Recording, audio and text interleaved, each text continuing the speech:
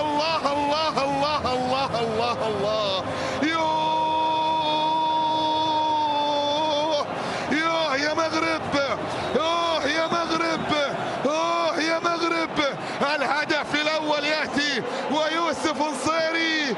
قلت لكم الثالثة ثابتة، الثالثة ثابتة، وجت الثالثة وثبتت في المرمى وهزت شباك البرتغال، هزت شباك البرتغال لتعلن عن أول الأهداف لمصلحة المنتخب المغربي. ليتقدم المغرب الآن بهدف مقابل لا شيء عن طريق اللاعب يوسف نصيري وبكرة